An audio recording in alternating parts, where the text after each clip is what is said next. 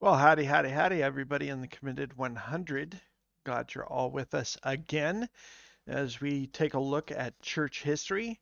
Hopefully, you have your notepads, pens, papers, highlighters, cups of coffee, ka-chink, as we take a look at church history and specifically the late, what's called monastic period on into what is often referred to, Philip Schaff calls the pornocracy. From the 7th to well on into the Reformation period of the abuses within the church, what I would personally call the easily entrenching of what becomes the Roman Catholic Church. As we're looking at this period, we're going to be looking at one facet or one aspect of the church. And yet, at the same time as the church is going on into this period from the 7th century on, we're also going to be looking at some of the councils, which then move away from what's called the universal councils of the church or the Catholic councils uh, into what's more specifically the Western councils of the church.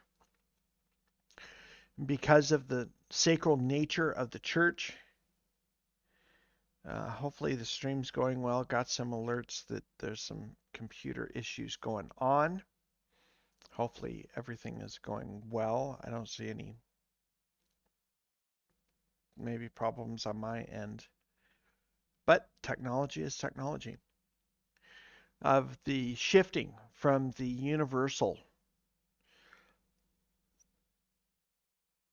councils of the church to now more of a specific councils of the church, and especially in the creation of some of the dogmas of the church that become more and more entrenched, such as the doctrines concerning Mary, the doctrines concerning the sacral nature of the church, the marriage between the church and the empire, especially as we move on into the what I would call the medieval period, and the solidification of the church against Islam and the rise of Islam in the East and its movement west, and how that becomes a great issue within the church leading up to the schism of 1054. With that, let's dive right into it. Hopefully, you got your pens, notepads, notebooks handy. So, we see with the rise of Charlemagne and the Holy Roman Empire and its solidification instead of in Constantinople, its movement west in uh, what would be modern Germany. We see people's legacies continuing. Charlemagne and the Holy Roman Empire in the person and work of a man called Alcuin, depending on how you want to pronounce his name. Alcuin, I've heard 10 different ways, who lived 735 to 804, and he was head of the palace school for Charlemagne. Once again, we see this a movement towards education within the school, which had already begun in the monastic movements of the church, that as more monasteries are being created than churches, and this movement towards if you wanted to be educated, then you sent your kids to either the church or a monastery in order to be taught. The education was predominantly during the medieval period controlled by the church. Unless you were extremely wealthy, then you sent your children to another form of education outside. There was no governmental system by which to educate your children like we have today. These were power centers in the Holy Roman Empire, 962 till, there's a lot of argument about this historically, till 1806. as the close of what's called the Holy Roman Empire, in the area surrounding what we would now know as Germany, Austria, Hungary, Budapest, those areas being the center, the hub for what was called the Holy Roman Empire. Now, what does become important when looking at this era is what became called diets. No, not going on Slim Fast or going on a shake diet like I am. No, these diets were the meeting of what's called electors or the dukes, depending on the country or the area, in which meted out uh, rules, laws, and dealt with issues in local areas, whether it would be a specific nation or content. Oh, I cannot speak today. Continent, thank you, and or province within the Holy Roman Empire. The dukes or electors would get together in these diets. We see this later in the Reformation, and with the Diet of Worms, not worms as in the insect that's in the ground, as in Worms, Germany, to talk about Martin Luther. So the system that begins in the 8th century continues on well into the Reformation and post-Reformation, in which the Holy Roman Empire, whoever is in charge of it, the emperor and his electors within those certain areas, and how they dealt with once again, the sacral nature of the church. The church, the state's influence over the church, and vice versa. We notice during this time period, power shifts from Constantinople and its constant barrage from Islam and the East to modern Germany. Now, Schaff and Dr. White attribute most of this to defend against the Vikings, especially in the 9th and 10th centuries and on, and then the eventual disappearance of the Vikings to the north and to the west of the Holy Roman Empire in Germany and in Constantinople in the east. But the Vikings aren't the only issue. You've got the Vikings coming from the north and from the west, and you have the Muslim invasion from the east and to the south. So the quote-unquote Christian empire known as the Holy Roman Empire is on assault from all fronts during this time period. The shifting of troops under control of the Holy Roman Emperor, north and then south and then east and then west, depending on what side they're being attacked from. During this time period, because the Holy Roman Empire expands a vast area, it's much like when you play Risk. If any of you have played Risk, it's impossible to hold Asia, which compromises also parts of Russia and Eastern Europe. If you ever try and start, let's say you're fortunate and you get 4 or 5 provinces out of the whole Asia continent, and eventually you fight and you fight and you fight and gain a hold of it, and you get those 7 or 9 extra men a turn, and you can never hold it. There's too much area by which you're able to be attacked from. The same way with the Holy Roman Empire. There's too much land mass. There's not enough troops. There's not enough fortifications in order to hold. Never played Risk, Pastor Dave? Oh, we're going to have to fix that one of these days. I really enjoy strategy games and Risk in particularly. You can never hold on to it. Instead, you need a smaller area such as Australia.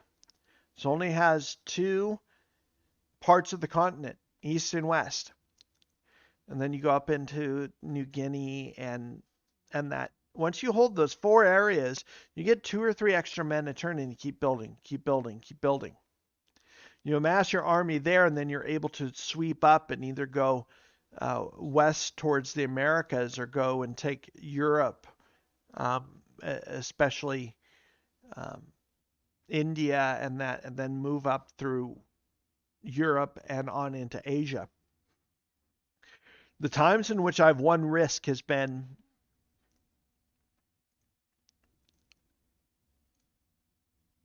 the times in which I've won. I've either amassed armies in South America, where you only have really two ports of entry, or in Australia.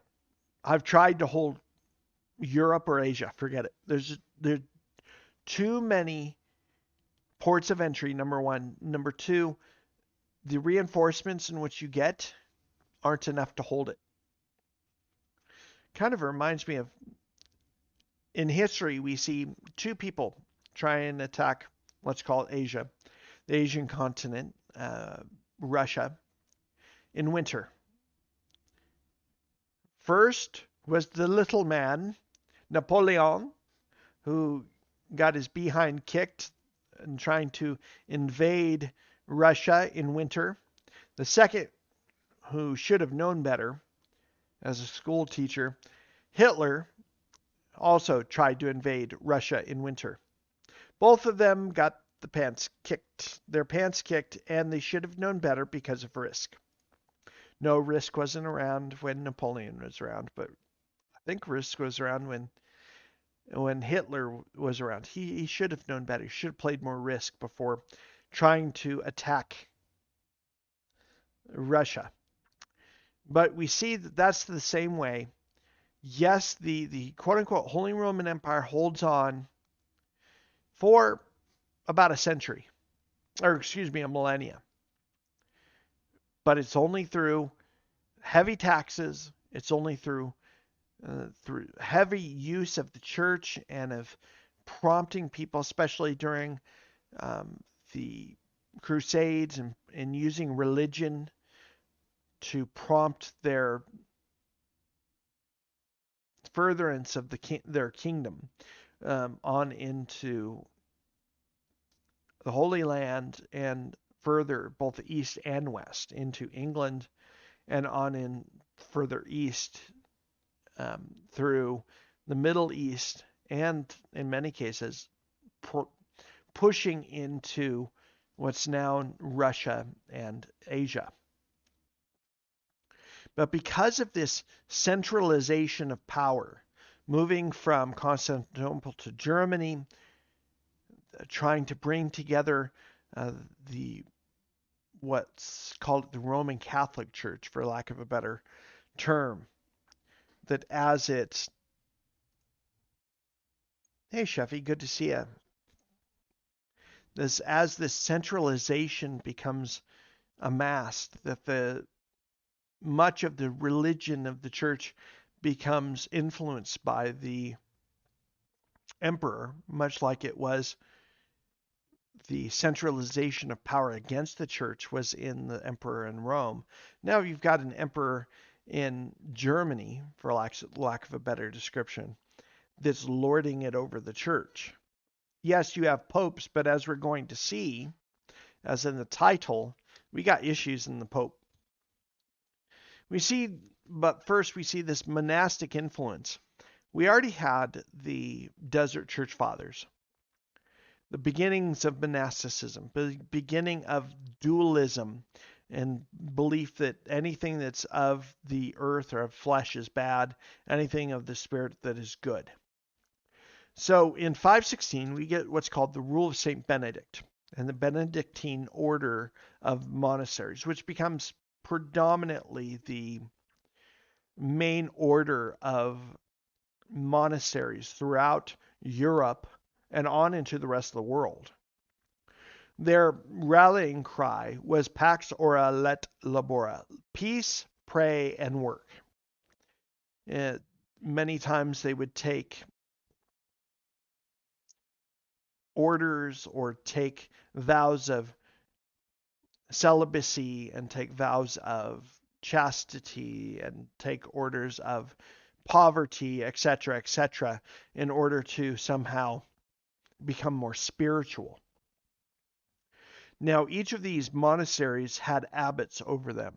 These were ordained members of the quote unquote clergy, which by this point, by the 500s, we've already seen a vast increase in the expansion of titles and positions.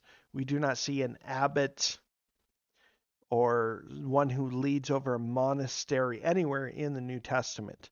Once again, by this point, there's bishops and archbishops and archdeacons and deacons, and then we start seeing priests.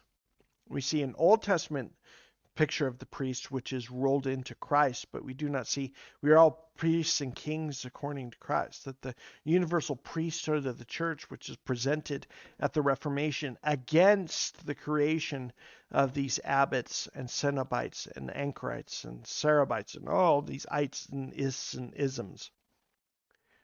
So we see these monasteries. Now, within the monasteries, there could be 4 different types of monks. They had cenobites, which were servants, those that may have been indentured servants, then rolled over into the church, sometimes even being gifted by their masters to the service of the church in order to receive either money and or indulgences. Once again, the practice of indulgences had already been instituted within the church. It may not have been to the fervor as we see in Luther's time,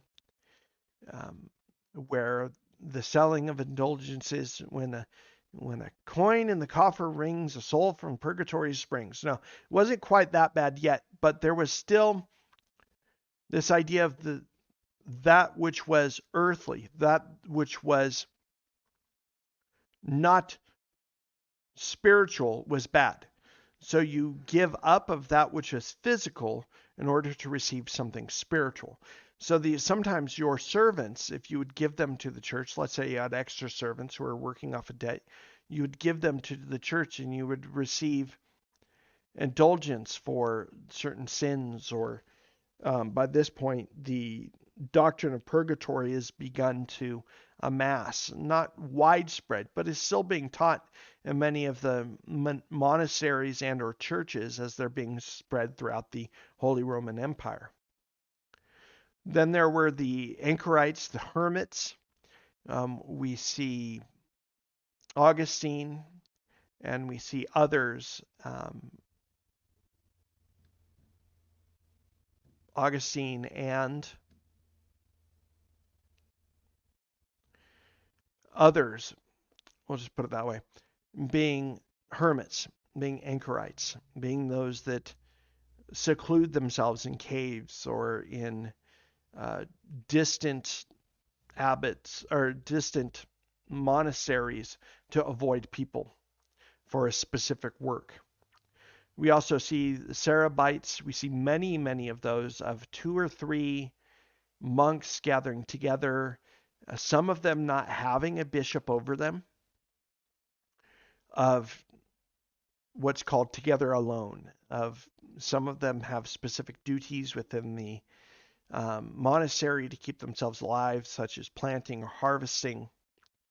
But then we have this group of Girovags, these vagaries. We get the word in English vagaries, offer of these wandering monks who were itinerant preachers and would go from town to town, receiving food and shelter in order to teach people, for instance, a language, or to teach them how to read or to write, or to something educational came from them, or sometimes it was just the preaching of the church. And I'll put it that way. I wouldn't necessarily, even at this point, that which was being preached by these vagaries was the gospel. It was more of the works of the church, giving to the church time, money, talents, monetary things in order to receive some type of spiritual blessing. This dualistic mindset and nature being a carryover from Greek philosophy, um, Platonic philosophy, specifically in the two natures, and not realizing that it is the whole man in which we reach, both the physical and the spiritual, that there is no separation that we understand, because the heart of the man, the spirit, the soul, is then what is either bound in sin in their nature, or is through the Spirit made alive in Christ, as we just looked in systematic theology, to righteousness. We cannot, as humans, separate the two. We would like to, mentally, theologically, but we are bound, body, soul, and spirit, until that time in which we are separated, that our bodies go in the ground, and to be absent from the body is be present with the Lord. But this monastic influence continued the dualistic Greek philosophy that structures and forms many of the next theological novums of indulgences, of the work of Mary and the intercession of Mary, comes from this dualistic mindset. Now, some of the issues that come from this monastic lifestyle is the corruption of the church. Because the church is married to the government, because of this not knowing where the government ends and the church begins, come some excesses. Becomes simony, the sale of positions. We're going to see that in the Pope even himself, that at some points children as young as 9 years old are in the position of Pope, because their parents control who sits on the throne of Peter. We see nepotism, positions passed down from family member to family member, from father to son, or from uncle to nephew, whether it would be a bishopric, or whether it would even be the position of Pope. We start seeing, because of, by the 500s, the celibacy within the clergy, whether it be from monk all the way to Pope, we start to see what's called concubinage. I politically correctly put significant other words, but if you understand the concept of a concubine, it's those that are not legally wed to the individual, whether it be a lord, or whether it be a ruler, or in this case, someone, a clergyman in the church, is that they are, for all intents and purposes, wives. Not biblically, but legally, they're, as we would say in America and in most states, have common law marriage, where if you live with someone for usually about 10 years, you're, for all intents and purposes, married. The same thing would happen many, many times, that priests would have, in the Old English language, bastard children through these concubines, in which some leaders in the church would have to get an indulgence in order to become a part of the priesthood, because they were the non-legal offspring of a clergy person, whether it be a monk or a priest or a bishop, would have to receive special indulgence to become priests themselves. It was all over the empire. There is some evidence Schaff brings up that almost down to almost a single bishop or priest that didn't have one or more concubines and have many children by them, and which continues to be an issue within the Roman Catholic Church till today. The Roman Catholic Church still does not allow their clergy to marry, and you see many scandals as far as illegitimate children. You see sexual abuse, both heterosexual and homosexual within the community, because of these issues that were brought up all the way in the 5th century that weren't dealt with. You also start seeing what's called worldliness. There's this using of their position and or the funds of the church for themselves. You see, especially as you get into bishoprics and archbishops and cardinals, the use of the position of the church and either the taxes or the offerings of the church for themselves. That as you went from just being maybe a monk to a priest, that then your robes got a little bit nicer. You were able to start eating a little bit better. Then once you became a bishop over several churches, when you traveled, you didn't stay in the Motel 6. You stayed in the Holiday Inn. Then as you became an archbishop or maybe even a cardinal, then you're really living life on the hog. You have many servants, you have many concubines, you have a large house that was purchased by the funds of the church. It begins all the way back here in the 4th century, 4th, 5th century, only about 100 years after the peace of the church, and you start seeing these issues within the church, which leads, once we get to the 7th century, into what's called the pornocracy, as Philip Schaff calls it, in which Dr. White would agree, and I would agree, is a great description of what becomes the next several centuries of the church. Porneia, the physical, sexual nature of love, being doled out throughout the entire church. And it's no more exemplified than by John the 12th and others, as we're going to look at. 955 to 963, he was after the death of Albrecht in 954, not the Albrecht we see during the Reformation, but later, his son Octavian, the grandson of Marozia, who inherited a secular government of Rome and was elected pope when only 18 years of age. He is already in a position his family had both the political and religious powers to make sure that he was the next pope. He was elected pope by the electorate, being the cardinals, this system already being set up, and also the Holy Roman Emperor having a large vote as to who the next pope was. He united a double supremacy, both of being Holy Roman Emperor and the Pope at the same time.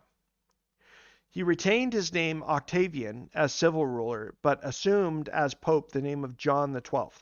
Once again, by this time, starting in about the 4th century, the popes adopted a biblical name in order for their popeship. When they sat on the chair of Peter, they were a different person. And so that's when you start seeing people taking on John or Peter or Benedict after certain religious leaders of history's past, taking the name of John the 12th, either by compulsion of the clergy and the people, or because he wished to secure more license by keeping the two dignities distinct. This is the first example of such a change of name, and is followed by his successors. He completely sunk his spiritual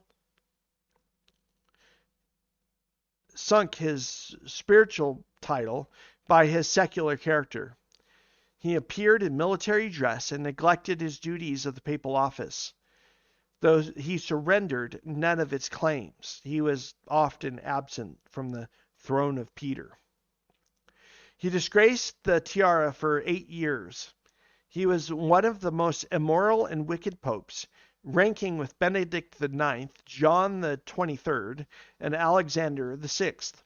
He was charged by a Roman synod, no one contradicting it, with almost every crime of which depraved human nature is capable, and deposed as a monster of iniquity.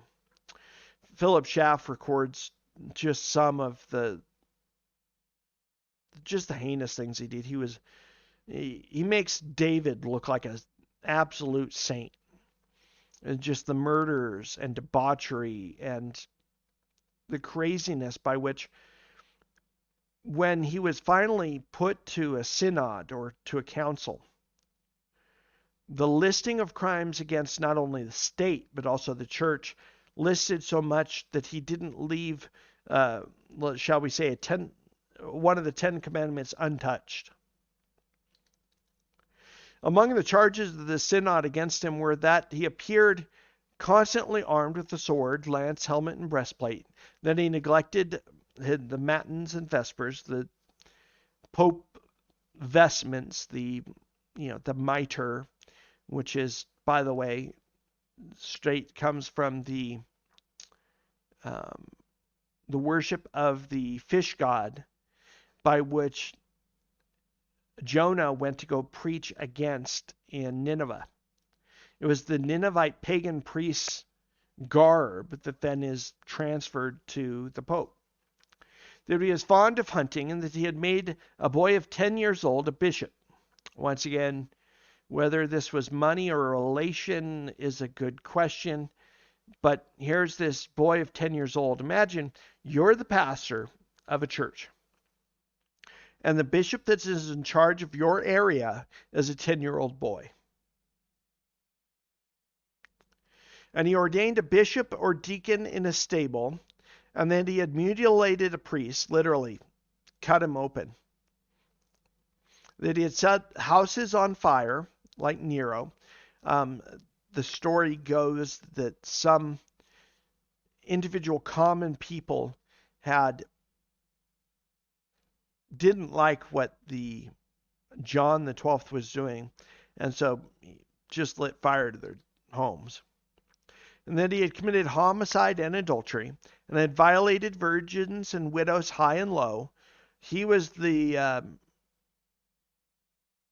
Henry VIII of the popes. He had more mistresses and violated, in other words, had sexual relations with virgins and widows as he chose, as he traveled. He lived with his father's mistress. I'm thinking of a letter from Paul about that one.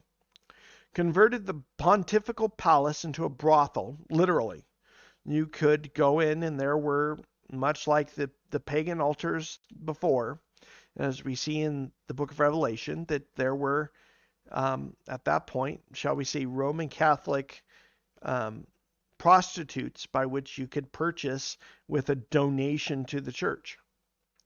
Drank to the health of the devil, and invoked the gambling table, and invoked at the gambling table the help of Jupiter and Venus and other human demons. So in other words, as he's gambling in the church, by the way, he's asking for Jupiter and Venus to help him out in his card game. The Emperor Otho would not believe these enormities until they were proven, but the bishops replied that they were matters of public notoriety requiring no proof. Therefore, the synod convened John the 12th, had made his escape from Rome, carrying with him the portable part of the treasury of St. Peter. In other words, he took a large part of the treasury of the Pope, including part of the throne, the literal throne, with him. But after the departure of the emperor, he was readmitted to the city, restored for a short time, and then killed in an act of adultery by an enraged husband of his Aramoo, or by the devil. There's a story whether or not it was the devil that finally did him in to claim the soul of John the 12th, or whether it was the enraged husband in which he was having an affair with his wife. I prefer to think it's the former rather than the latter. But this is the beginning of what's called the pornocracy. For the better part of 150 years, the popes, just like the kings in Israel, go from bad to worse to ugly. And we're going to see that being consistent. We see another such instance. We're not going to go through all of them. Oh, if we did, I don't know that we would be happy with ourselves. Of Benedict the Ninth. His name, Theophylact, a boy of 10 or 12 years old of age, ascended to the papal throne under the name of Benedict the Ninth. He was only about 10 or 12 years old when he's placed into the chair of St. Peter. His election was by a mere money bargain between the Tusculan family and the venal clergy and populace of Rome.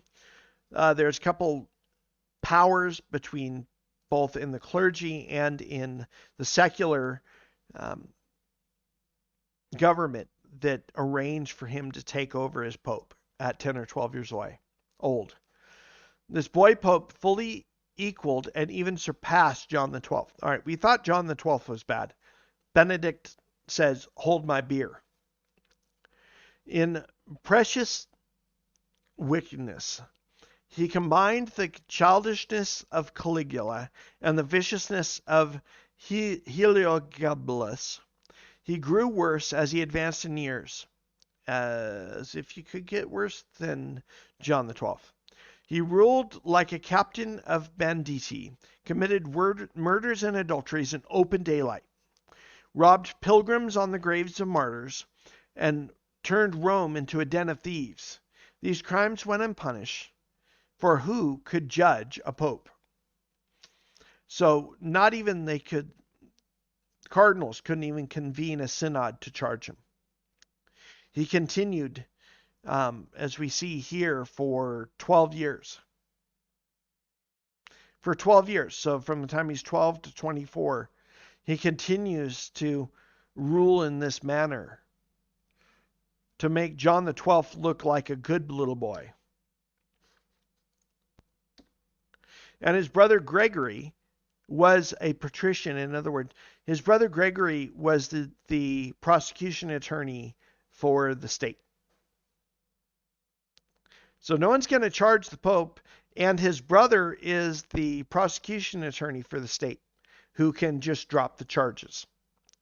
At one time, it is reported he had the crazy notion of marrying his cousin and enthroning a woman in the chair of St. Peter. But the father of the intended bride refused unless he abdicated the papacy. So he wanted to marry a lady, and him being the Pope, he could not do so, quote unquote, lawfully. So his idea, before he was usurped, was he was going to put the first woman Pope into office. Now, we start to see later, during this time of the pornocracy, we start to see that at some points there's 2 and 3 and maybe even more popes at the same time. And during several times there is a, shall we say, transgender woman on the throne just before the split in 1054. This is the pornocracy. This is the debauchery that occurs when you have the marriage of the state and the church, and you have sin running rampant. You have all of the errors that begin in the 5th century of simony, the sale of positions, the nepotism, of carrying on of bishoprics or archbishoprics to the sons or even daughters sometimes of these individuals. Rather than it being a spiritual position, it becomes an inherited family position. When you start to have the unlawful or bastard children of these concubines, these live-in, for all intents and purposes, wives, and the multiple children that come from them, even though it wasn't legal. You see the using of the position and funds for the self, which then go to the time of the Reformation. in which if you had a bishopric, you needed to purchase another bishopric. And not only in buying the second bishopric, you had to get a dispensation from the church, which required more money, which required you to come up with some rather creative fundraising in order to pay for not only St. Peter's Basilica in Rome, but of your own political and religious aspirations. See, the church didn't maintain their sanctification very long. Once the church got fat, healthy, and happy post the peace of the church in 311, some say 313, I'd put it towards the Edict of Toleration in 311. Once you have the peace of the church in the Roman Empire in 311, they get fat, healthy, and happy. Now that they're no longer persecuted, now that they're no longer being killed, how the issues of the world and the sacral nature of the church becoming one. That day, the signing of the declaration or the Edict of Toleration in 311 was the start of the downfall of the church, morally, ethically, biblically, which then compounds over the years. Oh, well, we've always done it this way. Why would we ever change it? As we were speaking of earlier, of the influence of people like Finney on the church. Why would we ever stop having altar calls? We've just always done it that way. Declaring people Christians just because they might have shed a few tears and might have just starting to become sober, and yet they never darkened the door of the church a day after it. This tradition is a downfall of the human nature, and that's why a reformation of sorts, always reforming, needs to occur within the church from here on out. It didn't just start with Martin Luther, Calvin, Zwingli, with the pre-reformers. It didn't just start with them, and it didn't end with them. It needs to continue. We need to look at where we get these issues in church history and provide a solution. We need to put an end to the unbiblical traditions that we've adopted and get back to what saith the scriptures. The only way we can do that is understanding where we have come from and to say, okay, Lord, we are going to reform. Yes, did the reformers have it 100% right? Nope. I was just thinking before we were on, in looking at church history, we see the early church, because they're in persecution, wasn't able to formulate systematic theologies and to expand upon what they believed because they're under persecution. But what we start to do is, instead of going from generalities, you're right, Sheffy, certainly the writer of Ecclesiastes is true. There's nothing new under the sun. For every season, turn. Okay. There is nothing new under the sun. Mankind's traditions and nature continues to go in cyclical patterns. But in the same way, we go from the peace of the church and them starting to clarify what it is they believed about the divinity of Christ and the nature of salvation. As time progresses, yes, the church refines and in fact expands, clarifies what they believe. But once we get post-Reformation, post-1500s, post-Luther, Calvin, and Zwingli, we start to see a decline, and instead of expanding upon and clarifying what it is we believe, we start trending downwards. Once we get 1689 London Baptist Confession and 1644 the 1644 Confession of Faith, We start to see a downward trend. Instead of being more specific, we see it going more general, more wider, and more inclusive rather than exclusive. To where in 2000 you get the you get the Baptist Faith and Message, or you get the EFCA Statement of Faith, which was just edited to say just the glorious return of Christ instead of the premillennial return of Christ. You see a more generalization. The Baptist Faith and Message being perfectly happy, the 2000 Baptist Faith and Message being perfectly happy to accept full-on Pelagians, full-on, actually, even forms of Arianism, because they've gone too general, gone away from reforming and continuously reforming, continuously clarifying what it is that we believe. And instead saying, oh, well, we'll just leave that to being optional. No. With the Bible, there's no optional.